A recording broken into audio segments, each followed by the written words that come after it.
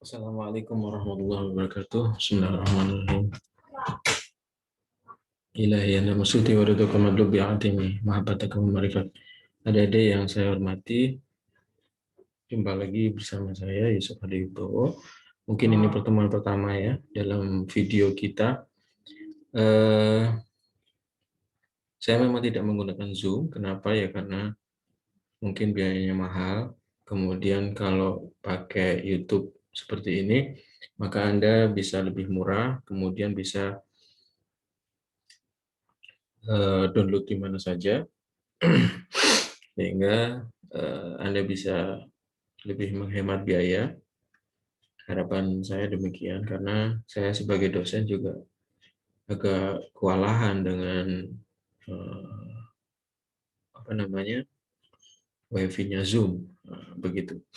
Jadi saya mencoba dengan cara demikian. Baik, pertama kita mengenal mengenai pengantar hukum perdata internasional. Tentunya ketika Anda menempuh mata kuliah ini, oh ya, perkenalkan nama saya Yusuf Hadi Wibowo. Mungkin Anda belum pernah ketemu saya, tapi ya hari ini kita bisa ketemu. Baik, untuk mata kuliah ini Anda harus lulus dulu nih di mata kuliah hukum perdata, ya kan? Mata kuliah yang umum-umum sudah Anda harus lulus dulu. Kemudian ini baru masuk ke dalam kekhususan. Fungsinya untuk apa? Karena ini ketika dasar Anda sudah kuat, maka dalam hukum perdata lanjutan, yaitu hukum perdata internasional, maka Anda akan lebih mudah untuk memahaminya. Oke, harapannya demikian. Baik, apa itu hukum perdata internasional? Oke, sebelum masuk ke dalam pengertian-pengertian yang disampaikan oleh para ahli, maka ada baiknya kita mengulas dulu apa itu di dalam hukum perdata nasional. Hukum perdata nasional itu ada hukum orang, ya kan? Hukum keluarga. Ya, jadi buku pertama adalah hukum orang. Mengenai lahir, kematian, pencatatan, kemudian usia, itu di dalam buku 1 KUH Perdata. Yang di buku 2 tentang benda. Apa itu benda? Semua hal yang Anda bisa miliki, entah itu benda bergerak, entah itu benda yang tidak bergerak, entah itu benda yang berwujud, entah itu benda yang tidak berwujud, entah itu benda yang sudah ada maupun benda yang akan ada. Nah, kita ingat dulu, ingat lagi di dalam buku 2 KUH Perdata. Ingat kan? Hukum 2 tentang benda. Buku yang ketiga adalah tentang perikatan. Perikatan itu apa? Perjanjian, hubungan hukum antara orang dengan orang, antara orang dengan badan hukum, antara badan hukum dengan badan hukum. Nah, dari sini, dari perikatan, bagaimana perikatan itu dibuat, hal apa saja yang diikat, kemudian kebebasan berkontrak, kita kenal perjanjian itu harus ditepati, dan lain sebagainya, dan lain sebagainya. Sehingga dari sini kita bisa melakukan hubungan hukum dengan orang dan orang lain.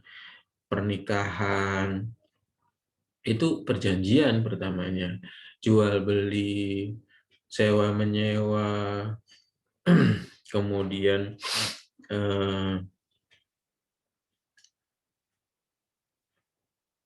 apa itu namanya,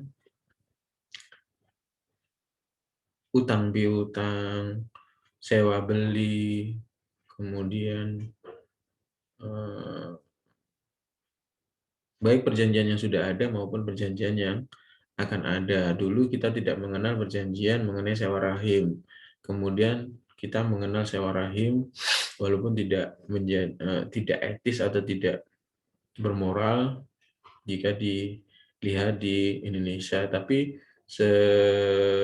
menuju ke belakangan ini seperti Inul Daratista juga menggunakan metode sewa rahim untuk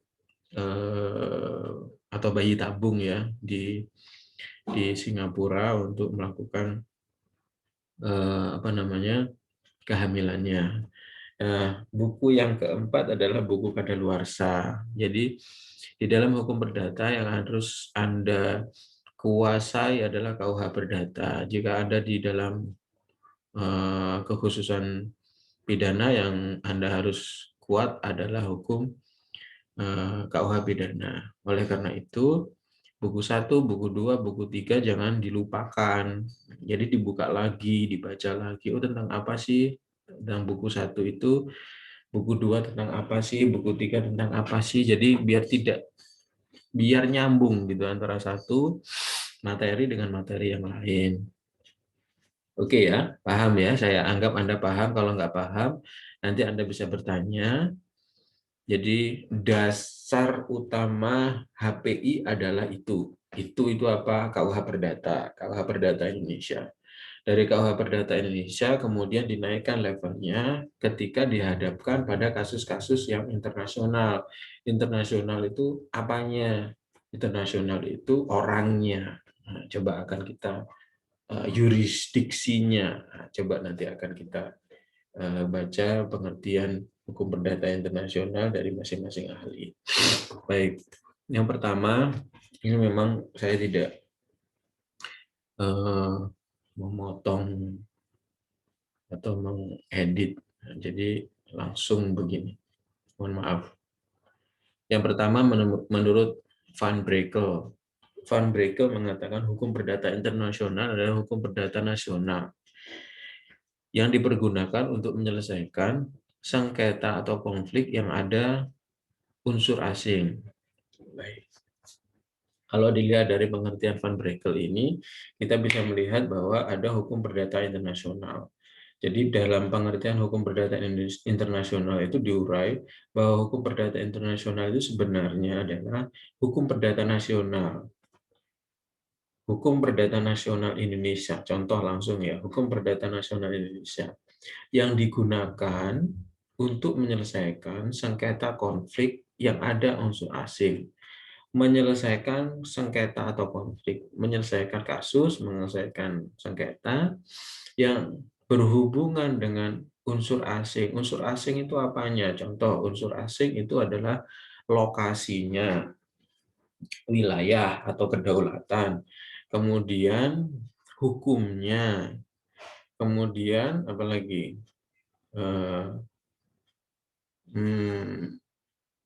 orangnya, ya, bendanya, begitu, kewarganegaraannya, begitu. Yang kedua, Profesor R.H. Graveson berpendapat bahwa konflik of law atau hukum perdata internasional adalah bidang hukum yang berkenaan. Jadi ada ini konflik of law. Jadi secara umum, secara internasional ada yang menyebutkan sebagai konflik of law. Jadi jangan kaget kemudian ini diartikan sebagai hukum perdata internasional. Adalah bidang hukum yang berkenaan dengan perkara-perkara yang di dalamnya mengandung fakta relevan. Fakta relevan itu apa? Fakta relevan itu ya kasus-kasus, kondisi sebenarnya, kondisi yang ada begitu. Fakta relevan kalau hukum perdata nasional diselesaikan untuk semuanya orang warga negara asli, tidak ada masalah. Tapi ketika masuk ke PN, dia adalah warga negara asing, nah ini fakta relevannya. Fakta relevannya hukum nasional diikatkan atau dibebankan kepada orang asing. Nah, begitu loh, fakta relevan.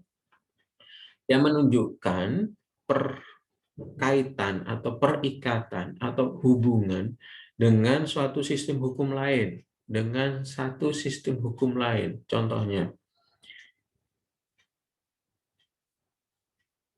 ada orang asing. Orang asing itu kemudian dia melakukan perikatan di Indonesia dengan jual beli. jual beli tanah misalnya. Nah, dia tidak tahu, tapi membayar saja ke notaris. Nah, tidak selesai-selesai kasusnya atau tidak selesai-selesai hak miliknya, kemudian dibawalah kasus ini ke pengadilan. Ya kan? Karena ada unsur asing, maka pengadilan akan melihat satu, bahwa hak milik itu siapa yang memilikinya, boleh memilikinya, apalagi yang berhubungan dengan tanah. Maka hakim harus melihat Undang-Undang Nomor 5 Tahun 60 tentang Undang-Undang Pokok Agraria. Yang kedua tentang kewarganegaraan, ya kan? Yang ketiga tentang kedaulatan negara masing-masing. Nah, ini sistem hukum lain. Kenapa? Karena dia bukan orang Indonesia. Yang kedua, bukan warga negara. Yang ketiga, lokus tempus bendanya ada di Indonesia. Udah ya, itu sistem hukumnya. Baik karena aspek teritorial maupun aspek subjek hukumnya. Nah, teritorial itu bendanya, subjek hukumnya orangnya, dan karena itu menimbulkan pertanyaan tentang penerapan hukum sendiri atau hukum lain, menggunakan hukum nasional atau hukum lain, atau negara Anda, atau negara asing, yang biasanya asing, atau masalah pelaksanaan yuridik, atau masalah pelaksanaan yurisdiksi badan peradilan sendiri atau badan pengadilan asing. Ya, itu kalau menurut Grevison. Yang ketiga menurut Go Kyok-seong. Go Kyok-seong ini dia ahli hukum perdata internasional Indonesia dari Universitas Indonesia. Dia menyatakan bahwa HPI atau Hukum Perdata Internasional adalah keseluruhan peraturan dan keputusan hukum. Jadi di sini ada peraturan dan keputusan hukum. Artinya entah itu keputusan presiden, keputusan menteri, keputusan hakim, nah itu menjadi hukum, ya kan? Jurisprudensi putusan hakim atau jurisprudensi itu menjadi keputusan hukum yang menunjukkan stelsel hukum manakah, wilayah hukum manakah, kedaulatan hukum manakah yang berlaku.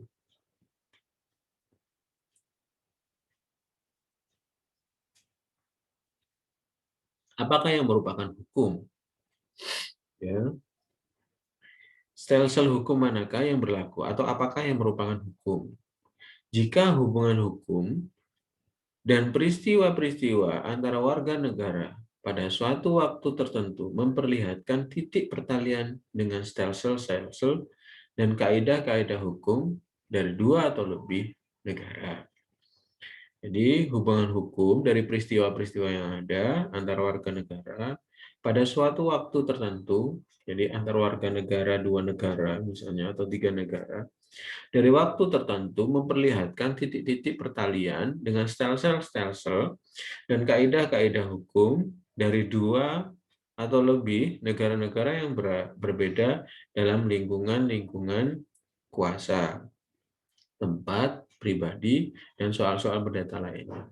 Ini Go Kyok-song ini memang memberikan pandangan yang cukup luas. Kenapa? Karena bisa jadi anak itu bisa banyak warga negara.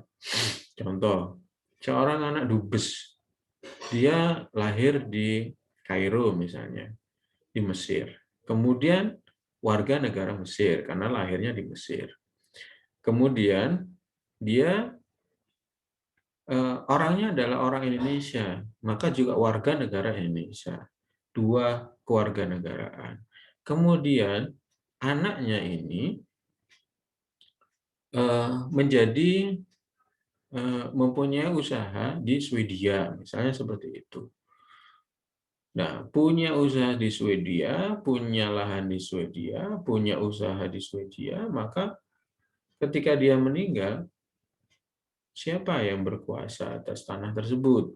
Nah, ini menjadi masalah kan? Ini gambarannya sangat luas dari Go Gyeoksong. Jadi ada peristiwa-peristiwa antara warga negara pada suatu waktu tertentu memperlihatkan titik-titik pertalian dengan stelsel-stelsel dan kaidah-kaidah hukum dari dua atau lebih negara, dua atau lebih sistem hukum yang berbeda. Dalam lingkungan-lingkungan kuasa, tempat, pribadi, kuasa ini kedaulatan, tempat, pribadi, dan soal-soal perdata lainnya. Oke. Menarik, bukan? Ada lagi yang menyatakan dari Sophie berpendapat bahwa hukum perdata internasional atau International Private Recht Nederland ini ya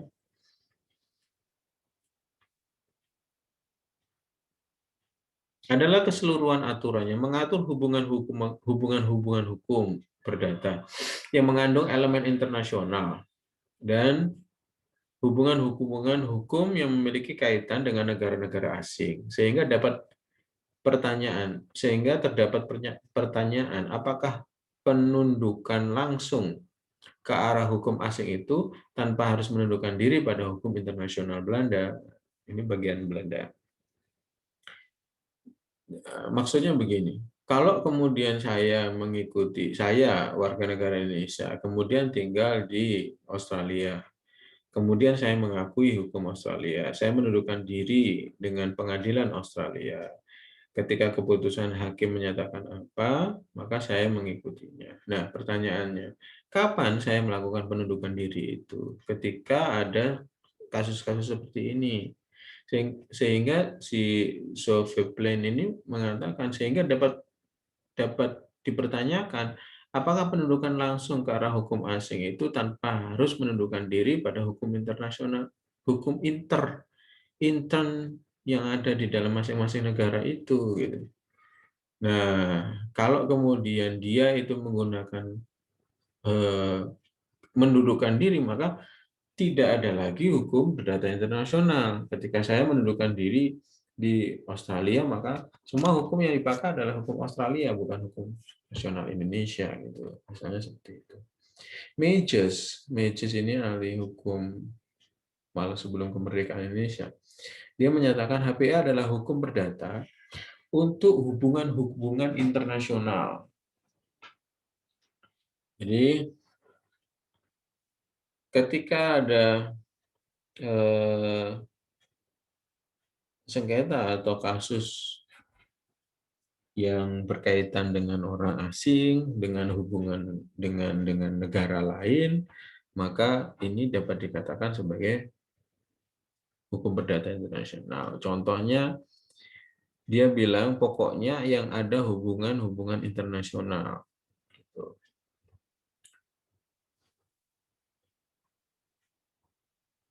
Saudara Gugotama, nah ini Saudara Gugotama ini rekan dari siapa tadi? Go Gyeoksong, satu university, mendefinisikan hukum perdata internasional sebagai suatu keseluruhan peraturan dan keputusan hukum yang menunjukkan stelsel hukum manakah yang berlaku atau apakah yang merupakan hukum jika hubungan hukuman atau peristiwa-peristiwa warga negara pada suatu waktu tertentu memperlihatkan titik-titik pertalian dengan stelsel dan kaidah hukum dari dua atau lebih negara yang berbeda dalam lingkungan kuasa tempat ibadah. Sama ya? Oh, ya. Soal-soal perdata lainnya sama. Mungkin saya yang salah kutip, tapi bukunya seperti itu sebenarnya.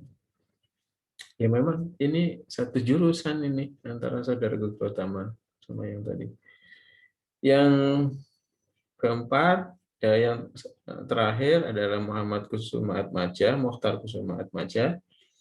Ini hukum perdata internasional Indonesia juga, ahli hukum internasional Indonesia, berpendapat bahwa hukum perdata internasional ialah keseluruhan kaidah dan asas hukum yang mengatur hubungan perdata yang melintasi batas negara Dengan perkataan lain, hukum yang mengatur hubungan hukum perdata antara para pelaku hukum yang masing-masing tunduk pada hukum perdata nasional yang berlainan. Nah, kita ulangi lagi. Hukum perdata internasional adalah keseluruhan kaidah atau asas hukum yang mengatur hubungan perdata yang melintas batas negara, yang melintasi batas negara. Dengan perkataan lain, hukum yang mengatur hubungan hukum perdata antar para pelaku hukum yang masing-masing tunduk pada hukum perdata atau nasional yang berlainan. Jadi, contohnya seseorang mau melakukan investasi di Indonesia, hukum mana yang dipakai? Kebanyakan kalau orang tidak percaya dengan hukum Indonesia atau pengadilannya itu bisa disuap, maka investor itu juga akan takut untuk melakukan investasi di Indonesia. Kenapa? Karena satu, biayanya akan cukup tinggi. Yang kedua, banyak sekali biaya-biaya yang tidak tertentu. Sedangkan perusahaan ketika harus mempertanggungjawabkan sesuatu, maka dia wajib untuk membuat sesuai dengan nota, bukti yang ada. Sedangkan korupsi itu kan tidak ada. Maka dari itu, ketika pengadilan suatu negara dapat dipercaya oleh negara yang lain, maka dia bisa kemudian menjadi penarik investasi, salah satu penarik investasi. Begitu. Dari sini kita bisa melihat bahwa ditekankan perbedaan sistem hukum. Ada perbedaan sistem hukum antara kedua belah pihak yang melakukan hubungan hukum. Ada unsur luar negerinya pastinya, atau foreign element. Unsur asing atau internasional. Jadi, yang internasional itu adalah hubungan-hubungan hukumnya. Sedangkan kaidah-kaidah HPI-nya adalah hukum perdata nasional. Hubungan-hubungan hukumnya itu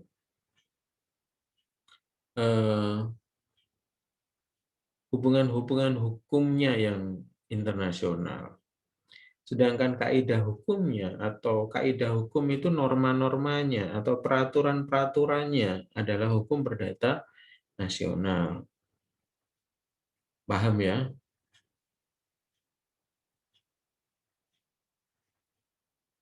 Peraturannya adalah peraturan nasional, yang internasional itu hubungan hukumnya. Dengan demikian masing-masing negara yang ada di dunia ini memiliki HPI sendiri-sendiri, sehingga akan dikenal HPI Indonesia, HPI Jerman, HPI Inggris, HPI Belanda, dan sebagainya. Unsur asingnya ini dapat menunjukkan begini. Fakta-faktanya.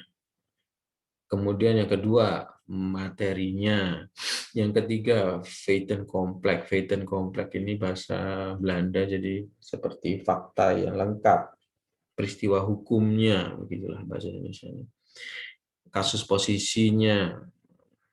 Karena ada unsur asingnya menyebabkan ada hubungan internasional. HPA adalah hukum perdata untuk hubungan internasional. Baik. Dari banyak pengertian yang disampaikan ini, maka kita bisa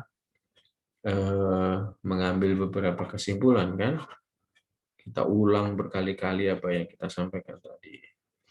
Bahwa perlu diingat, dalam HPI Indonesia telah terjadi pertentangan istilah kontradisio interminis.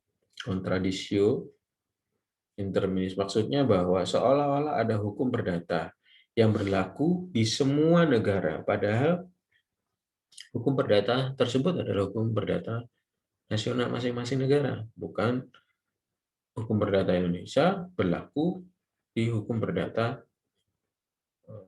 Amerika. Tidak begitu. Padahal HPI adalah hukum nasional, yang internasional adalah hubungan-hubungan atau peristiwa-peristiwanya. Yang dimaksud dengan internasional adalah karena dalam hubungan atau peristiwa hukum tersebut mengandung unsur asing. Tuh, ya.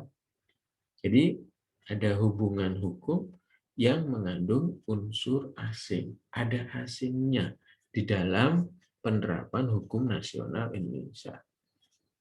Dan begitu. Nah, kadangkala banyak sekali peristiwa ketika seseorang itu melakukan suatu perbuatan hukum perdata, dan itu notabene orang asing, misalnya di Indonesia atau di Jember ini ada perusahaan Cina, ada perusahaan Amerika, ada perusahaan Jepang, polisi bingung ini mau menerapkan hukum yang mana.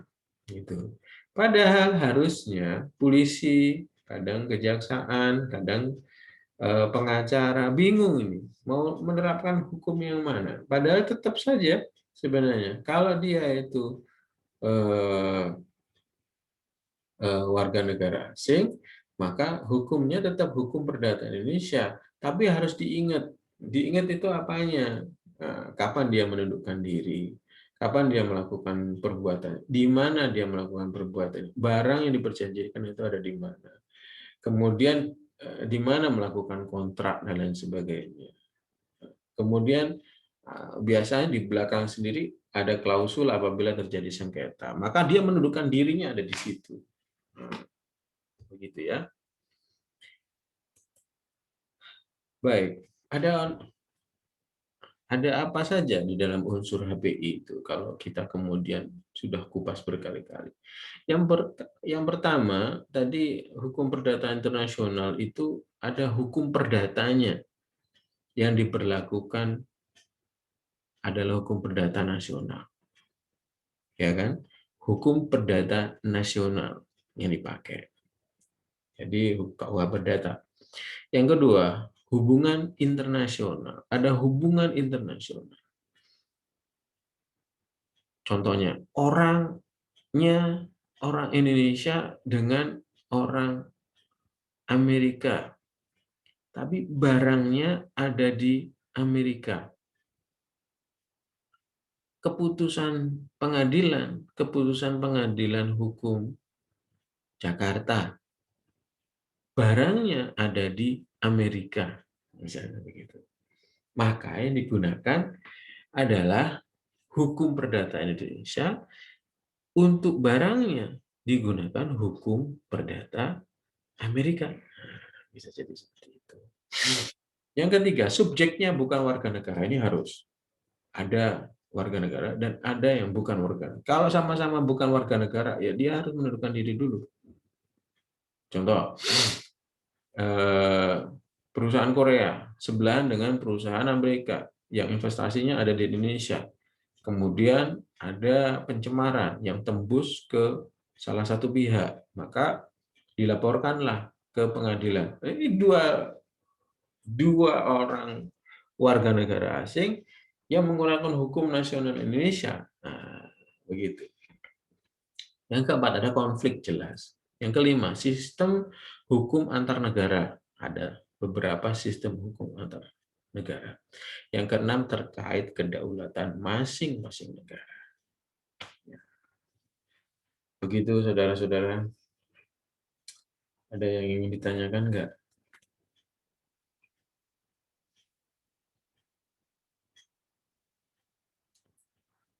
Silahkan. Oh iya, saya mohon dibuat grup WA ya. Masukkan nomor saya di PowerPoint sebelum-sebelumnya. Ada nomor HP saya. Silakan bertanya mengenai hukum perdata internasional. Kalau Anda ingin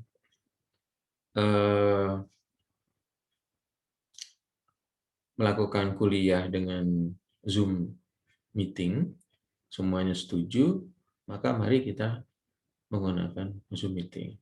Tapi kalau tidak, ya misalnya salah satu tidak bersedia, misalnya, ya jangan.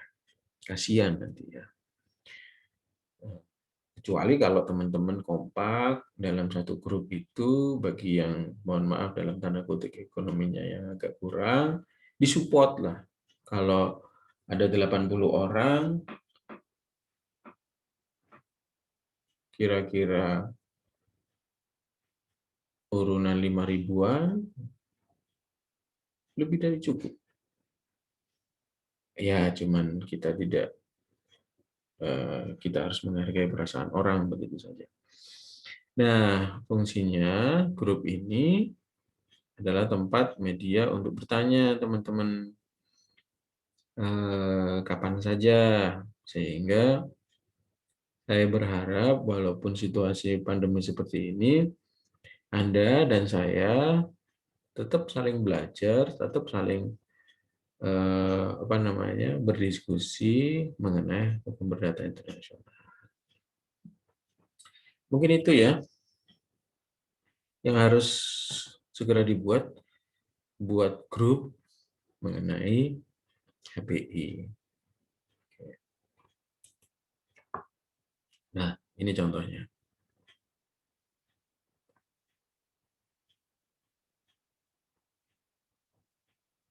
Oke, kita masuk ke dalam kasus contohnya.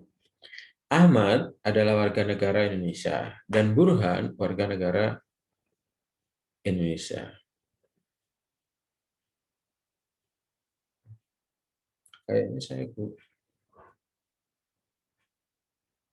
Oh iya, Ahmad warga negara Indonesia dan Burhan warga negara Indonesia. Kedua-duanya bertempat tinggal di Jember, melakukan jual beli mobil. Kemudian Burhan prestasi, sehingga Ahmad menggugat Burhan di PN Jember. Hakim yang memeriksa dan mengadil perkara ini langsung menerapkan pasal 1457, 1518 KUH Perdata. Dia tidak sampai bertanya, hukum mana yang diterapkan, ya kan? Karena tidak terdapat unsur-unsur asing. Dua-duanya adalah warga negara Indonesia. Setting perkara ini bersifat all-Indonesian. Tempatnya berasal dari Indonesia. Ini dinamakan perkara intern, perkara dalam negeri atau perkara nasional. Tidak ada hukum, tidak ada sistem hukum lain, tidak ada warga negara lain, tidak ada yang dipertanyakan lagi apakah ini perlu menggunakan HPA atau tidak. Itu ya. Contoh perkara yang ada unsur asing. Ahmad, warga negara Indonesia, melakukan perjanjian jual beli mobil dengan John Smith, warga negara Amerika Serikat di Surabaya, tinggal di Surabaya. Kemudian timbul perkara.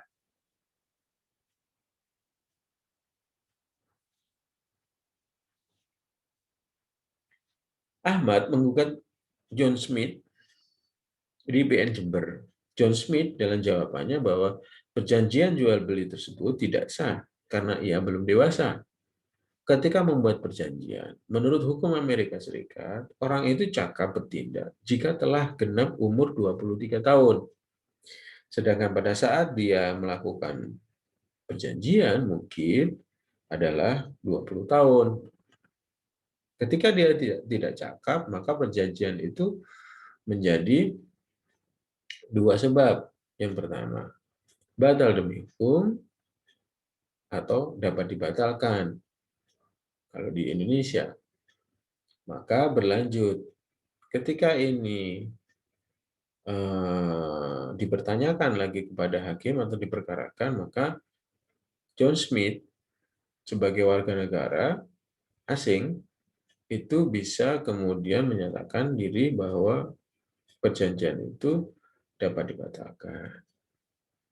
Karena unsur usia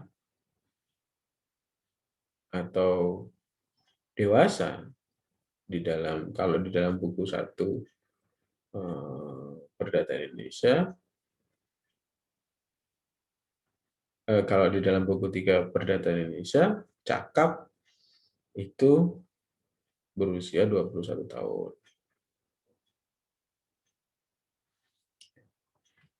Kemudian persoalannya, hukum mana yang diterapkan untuk menilai wewenang tidaknya orang asing tersebut hukum Indonesia atau hukum Amerika Serikat. Jelas ini merupakan hukum perdata internasional. Oke. Contoh lain, Ahmad pergi berobat ke Jerman. Di sana ia membuat surat wasiat atau testament. Apakah ia harus memperhatikan ketentuan KUH Perdata Jerman atau KUH Perdata Indonesia? Ya.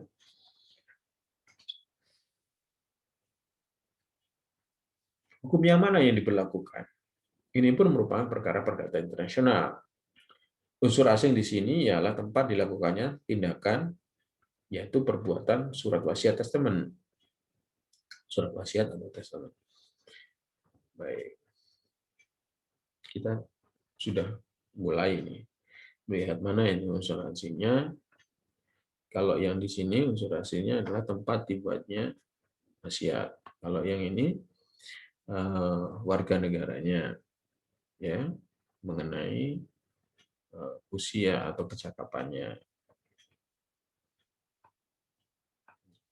Selanjutnya, bagaimana jika efek seperti efek yang terdapat di Paris ditawarkan di Bursa Efek Indonesia atau Jakarta? Menurut hukum Prancis, hak milik serta resiko negara. Menurut hukum Prancis, hak milik atau ketika peralihan hak milik serta resiko beralih kepada pembeli segera setelah ada kata sepakat. Jadi kalau di sana tidak ada levering seperti Indonesia. Contoh, jual beli tanah. Jual beli tanah di Indonesia, maka penjual belum menyerahkan sepenuhnya kepada pembeli apabila di dalam sertifikat hak milik lembar ketiga tidak ada peralihan hak dari atas nama si penjual kepada si pembeli. Nah, itu namanya levering, walaupun sudah dibayar. Ya, ini ketika sudah ada levering seperti ini, maka kalau di Indonesia peralihan hak milik mengenai tanah tersebut menjadi peralihan yang sempurna.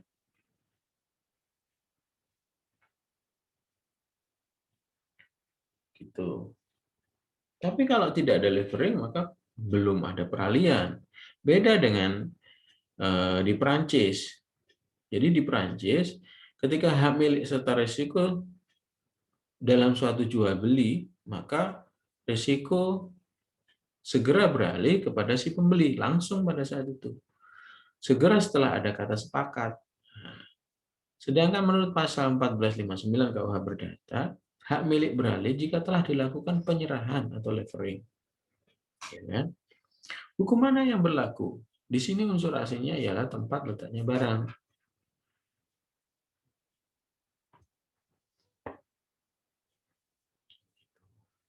Ada kedaulatan loh ya, tempat letaknya barang. Ada kedaulatan suatu negara. Umat kan? Nah, umat. Bagus ini. Contoh, seorang warga negara Indonesia menikah dengan seorang warga negara Jepang. Pernikahan dilangsungkan di Tokyo. Dan karena salah satu pihak ternyata masih terikat pada suatu perkawinan lain yang sudah ada, maka pihak itu dianggap telah melakukan poligami. Dan pihak yang lain mengajukan gugatan perceraian di pengadilan Indonesia di Jakarta. Nah, ini bagaimana? Orangnya dua orang, sama-sama hukumnya, kemudian ada satu di Tokyo, satu orang Indonesia, menggugat cerai di pengadilan Jakarta. Menarik kan? Oke. Sedangkan kalau di Jepang, itu tidak ada yang namanya bercerai. Anda kalau sekali menikah, ya menikah. Tidak ada kata bercerai. Sama kayak di Katolik ya. Katolik. Tidak ada perceraian. Bahkan agak berbeda dari contoh-contoh di atas, orang dapat pula menghadapi peristiwa-peristiwa hukum yang walaupun menunjukkan ciri-ciri yang sama. tetapi bersifat agak khusus seperti misalnya dalam rangka pemasaran sejumlah bahan produk elektronik dari Indonesia ke Korea. Eksportir dari Indonesia dan importir dari Korea telah membuat sebuah kontrak yang siap untuk dilaksanakan. Namun demikian dalam pelaksanaannya ternyata pihak-pihak menghadapi hambatan karena adanya pembatasan impor, biaya masuk atau standar mutu yang ditetapkan oleh pemerintah Korea Selatan untuk impor barang-barang elektronik. Timbul persoalan tentang sejauh mana kaidah-kaidah hukum administrasi negara masing-masing itu mengikat dan berlaku terhadap perjanjian-perjanjian semacam itu. Nah, ini menariknya ya. Ada yang dipakai hukum yang mana?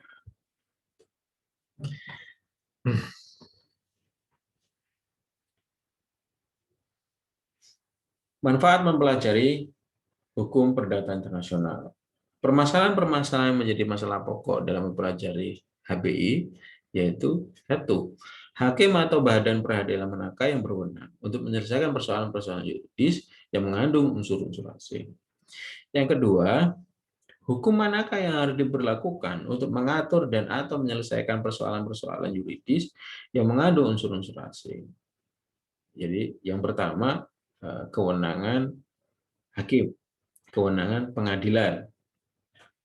Jika kemudian salah satu pihak tidak menundukkan diri, satu orang Indonesia, satu orang Amerika, satu mengatakan bahwa ini yang berhak mengadili adalah hukum Indonesia, satunya mengatakan ini yang paling berhak mengadili adalah pengadilan Amerika, maka keduanya tidak akan menyelesaikan titik temu. Maka mestinya salah satu pihak harus menundukkan diri dalam satu hukum atau satu hukum tertentu. Yang kedua, hukum manakah yang harus dipakai untuk mengatur atau menyelesaikan persoalan-persoalan dalam mengatur hukum-hukum ansir. Nah, kesepakatan ini biasanya harus dilakukan di awal sebelum mereka melakukan hubungan hukum. Sehingga apakah pakai arbitrase Indonesia, apakah pakai arbitrase asing, atau pakai pengadilan negeri setempat dan lain sebagainya. Ini mestinya disebutkan. Yang ketiga, bila mana atau sejauh mana suatu pengadilan harus memperhatikan dan mengakui hak-hak atau kewajiban-kewajiban hukum yang terbit berdasarkan hukum atau putusan hakim asing. Nah, ingat loh, nomor 3 itu berkaitan dengan kedaulatan. Jika kemudian hukum Amerika atau hukum Prancis mengatakan bahwa tanah yang konflik yang diselesaikan oleh hakim dari Prancis itu mengatakan bahwa tanah yang ada di Indonesia misalnya itu merupakan tanah milik warga negara asing dan itu putusan pengadilan, pertanyaannya, apakah kemudian putusan pengadilan Prancis itu dapat berlaku di Indonesia? Kemudian putusan pengadilan diserahkan kepada hakim nasional untuk dilaksanakan oleh panitera dalam hal eksekusi misalnya. Jadi kan aneh, ini hukum Prancis diterapkan di Indonesia. Nah, mau tidak hukum nasional? Nah, ini menjadi pertanyaan penting. Ini bukan antar negara ya, tapi perorangan begitu misalnya seperti itu. Karena perdata adalah orang perorangan. Kalau antar negara publik ya di sebelah tata negara. Baik.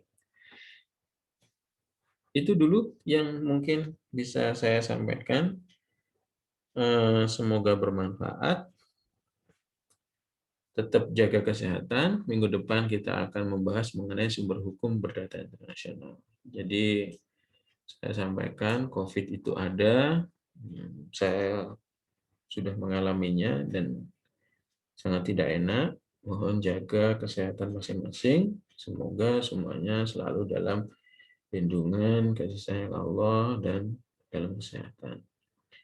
Terima kasih. Saya mohon maaf. Wabillahi taufiq wal hidayah. Wassalamualaikum warahmatullahi wabarakatuh. Om Swastiastu, Namo Buddhaya, salam kebajikan. Selamat siang.